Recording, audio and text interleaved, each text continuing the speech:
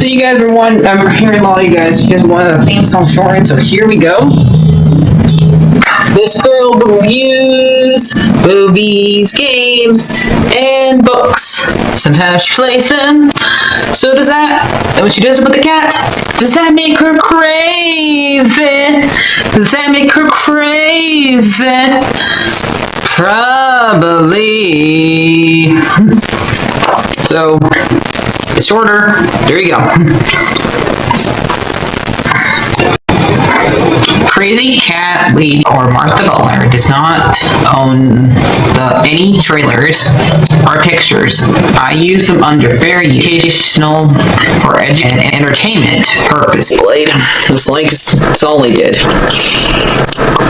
Well, those years ago. See? No, I don't want to do any more of it. Alright, hi everyone, Martha here. So, time for me to do a history of an old cartoon that's from my childhood. I picked this week to do American Dragon Jake Long. One of the reasons why this one took me so long to do, because sometimes I do find the main character in this a bit annoying, but he's fine, because he is still funny. I just don't like hearing him say, "What, you're hard?" all the time. So yeah, let's get started with what happens in the two first episodes, then we'll talk about the voice acting when the show began and when the show ended, and the change in the art style during this, because this is one of the rare shows during the first season. It's a different art style than the second season. There's a different art style. So the first episode has to do old school training. So Jake Long is about 13 years old, American, Chinese, or I think it's China or some. Maybe correct me if it's Japanese, but yeah, basically. And he has to learn how to be a dragon from his grandpa. A little bit of reminds me of this show. Just screamed Karate Kid a little bit, because how the grandpa acts. He reminds me of Mr. Miyagi a lot. How much he makes do his chores and say, "This is definitely moves for your dragon stuff," and proves that it is later on. Like first, the whole entire him cleaning the toilet and him like sweeping the floor, definitely wax on, wax off kind of stuff. And so he has to save a unicorn from the bad guys, which are the huntsmen. It has like a dragon skull above his head. I don't think we ever see this guy's face in the whole entire series. If we do, it would be like near the end. And his little minion is Rose, which Jake likes because they go to the same school, and she's like the one that he's attracted to. He doesn't learn about her or who Rose is until like later on, so really can't cover it right now, but because we're not at the episode. But in these two episodes, the first episode, it does get revealed it is her, because she shows when he makes her drop the books, she does show her the dragon birthmark. He thinks it's a tattoo, but it's a birthmark that all of the huntsmen get when they're born, and Rose has one, and she has yet to kill her first dragon, and she actually knows a lot of moves of, like, I don't know, from karate or kung fu, one of the two. And so Jake had to do during this episode, he has to go and clean his grandpa's shop instead of going skateboarding with his friends Trixie and Spud. And we do see a teacher who is kind of like, even though I hate that show even more than.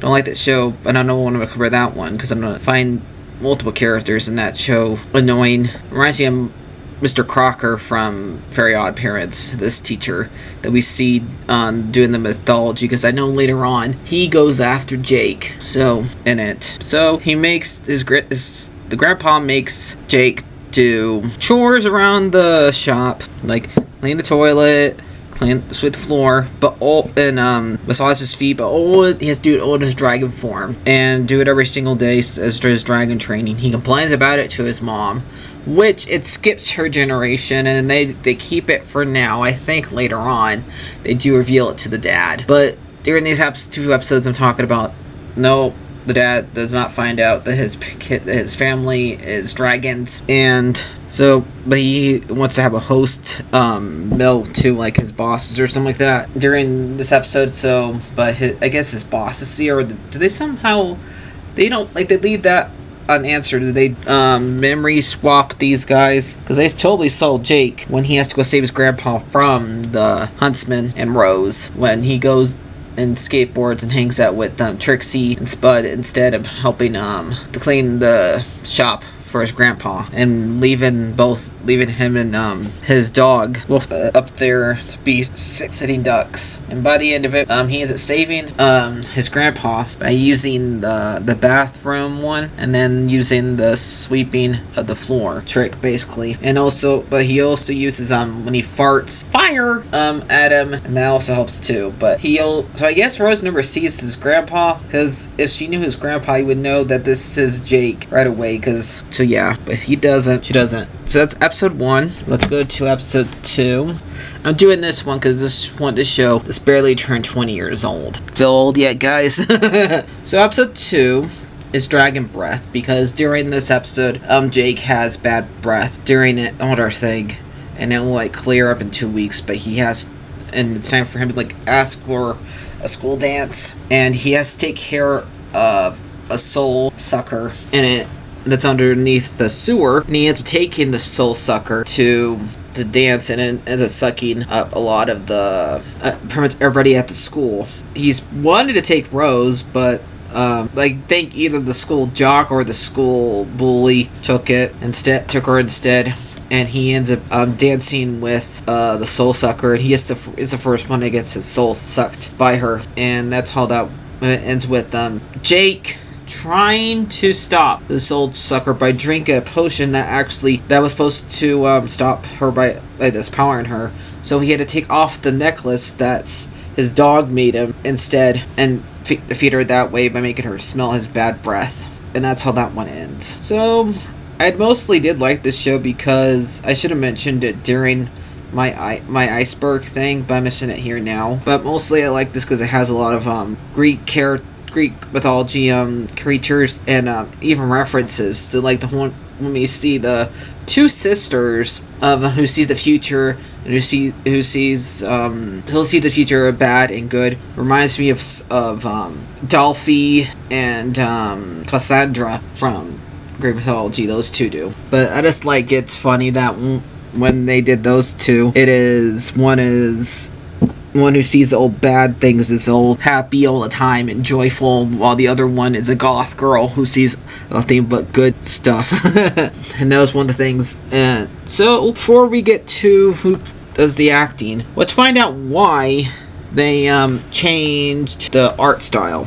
From an interview, okay, I'm on right now, I'm on Tumblr, but I'm gonna read this to you guys. Okay, from an interview from the creator, not Jeff Goldsley, who created the insert, but Matt Nason and Eddie Anderson. If you read some of the early reports about American Dragon getting greenlit, you know that Matt and I were very little time devoted to, or even thinks very much about the show before drilling into the tight, unfortunate development schedule, which American Dragon was greenlit for season 2. The show was forced to test the second season into an intro and form the first time. See Eddie's first port. The American picked out hand of episodes for the show in development and scene, hoping to get into honest opinions, and saw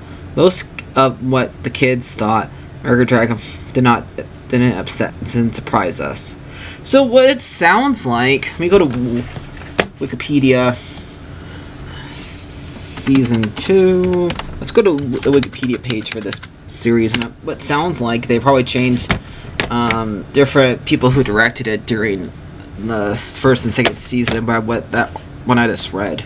Yeah, because looks like season 1 had Kristen Rosen, who directed season 1, and Steve Esther, who directed season 2, and Nick Flexter. So it was the ones who were in charge of directing it. So, and looks we got creator Jeff Goodstein, and developed by Eddie Gersten and Matt Negative, who did development. Time for the voices. Now, you might recognize this voice who plays Jake, because he has been in 2 different things.